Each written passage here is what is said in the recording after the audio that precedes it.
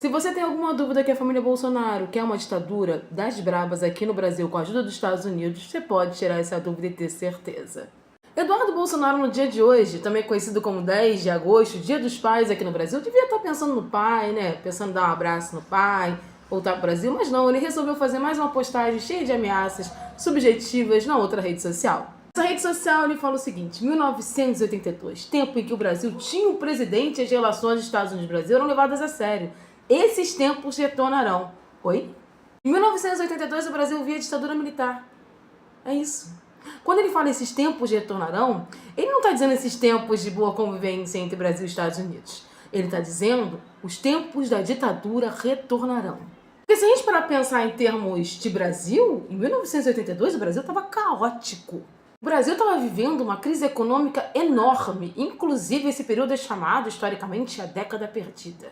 A gente tinha uma inflação absurda e o nosso endividamento externo era vergonhoso, porque o milagre econômico que sempre venderam para o brasileiro, na verdade, era baseado numa quantidade enorme de empréstimos ao FMI, e uma hora a conta chegou, e ela chegou. Dizer que em 1982 era maravilhoso, primeiro é trazer a gente como idiota, né? Talvez algumas pessoas que sigam o Eduardo não tenham estudado história. É claro, para seguir o Eduardo e concordar com ele, não estudaram história. O fato é que em 1982 o Brasil estava caótico politicamente, caótico economicamente, a situação era tão grave que a ditadura teve que começar a pensar em abrir, porque senão ia colapsar e corria o risco de fato de ter uma revolução na rua. Houve uma abertura controlada porque o colapso econômico era tão grande que a ditadura percebeu que ou ele fazia uma leve abertura política ou perdia o poder. Mas era um período de ditadura, uma ditadura sangrenta que começou em 1964. A ditadura brasileira ela começa em 64 e ela tem o ápice da sua violência em 68. Em 1964, o presidente democraticamente eleito, Jango, foi destituído do cargo por um golpe de Estado militar. Ai, Bia, foi um golpe cívico-militar. Não, foi golpe militar, tá, gente? Esse papo de falar golpe cívico-militar é para tentar dizer que tinha apoio da população brasileira ao golpe. Amigo, a população brasileira nem sabia direito o que estava acontecendo. Se fosse como hoje, com a internet, a história seria um pouco diferente. O fato é que a ditadura militar tomou o poder ali e teve um apoio enorme dos Estados Unidos. E não, isso não é teoria da conspiração, isso é fato comprovado historicamente. Os Estados Unidos orquestrou todas as ditaduras militares que aconteceram na América Latina nos anos 60, 70 e 80. Orquestrou porque tinha preocupações enormes da expansão do poderio da União Soviética na região. Opa, tira a União Soviética, coloca a China. E a gente está vendo o quê? Remember. Melhor, acho que a família Bolsonaro está querendo ajudar os Estados Unidos, ou melhor, os Estados Unidos está querendo que a família Bolsonaro faça um remake do período da ditadura militar no Brasil. Desde o início, o tarifaço ele era muito claro.